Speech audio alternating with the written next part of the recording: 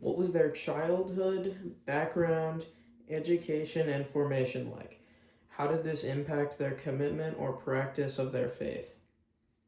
Bishop Ruiz was born on November 3rd, 1924 in Irapuato, Mexico, to his mother Guadalupe Garcia and his father Maclovio Ruiz Mija.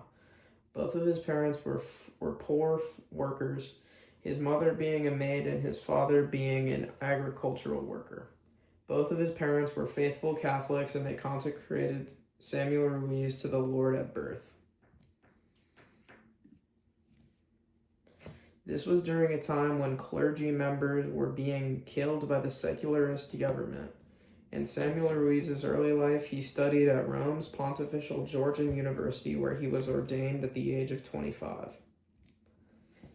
In 1960, he was made and appointed bishop to San Cristobal in the Mexican state of Chiapas. What issues did they work for, or what people/communities of people did they work with as part of their call to discipleship? Bishop Ruiz dedicated his life to the indigenous people of Chiapas, especially the Mayans. He was also one of the most influential defenders of indigenous rights. Bishop Ruiz also played a major role in mediation between the government and the Zapatista Army of National Liberation, which placed him in the middle of one of the most significant social conflicts in modern Mexican history. It is clear that Ruiz was deeply committed to indigenous people, focusing on justice, dignity, and helping those who had been oppressed previously. How did their faith in God move them towards living a certain way in the world? Ruiz's faith moved him to be committed to justice and working for peace. Rather than being distant and not helping those in need, he believed that he had to take action to help those who were oppressed. His faith pushed him to integrate indigenous traditions into Catholic practices, which showed that the church must stand with others rather than above them. His faith also led him to take risks during conflicts, acting as a mediator and advocating for peace even when it put him in danger. His faith pushed him to work to reach peace between the EZLN and the Mexican government. Ruiz's faith shaped his life, making him someone who embraced solidarity with those in need, valued humanity, and took action to help those who are suffering. How would you describe this person as living the Paschal Mystery? Provide many examples of them exercising compassion, solidarity, love, hope, etc. to those on the margins. Ruiz lived the Paschal Mystery through his compassion, sacrifice, and solidarity with those on the margins. During his 40 years in the Chiapas, he helped indigenous communities, sharing in their suffering and refusing to abandon them despite the backlash he received from helping them.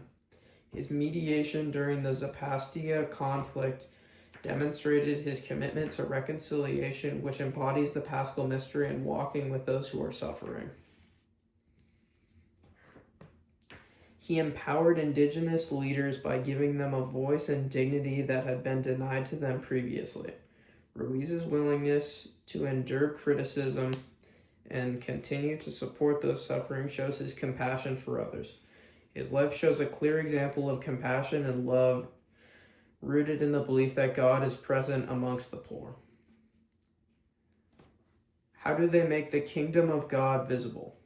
He made the kingdom of God visible by building communities shaped by his self-emptying love and through his pastoral work, where he helped transform the church in the Chiapas to a place where indigenous people were welcomed and empowered to be leaders. His advocacy for the poor and his defense of human rights demonstrated that the church stands with the oppressed rather than with the powerful.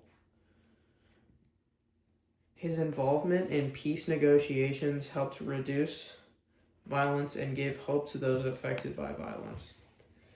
His works reveal what the kingdom of God looks like when we live it, which is a place where everyone is valued and where peace is pursued and action is taken to achieve these goals. how should/could we follow in their footsteps to also live the Paschal mystery? We can follow Bishop Ruiz's example by choosing to live our faith through taking action, compassion, and standing with the oppressed.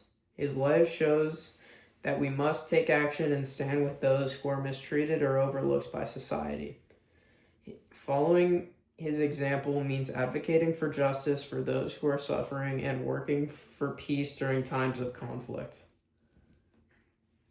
We can work to make our communities better by challenging systems that harm others and by treating people with dignity. His ministry teaches us that living the Paschal mystery today means defending those who are vulnerable and helping uplift others, and by embracing these practices, we can model the same solidarity and love that shaped his life.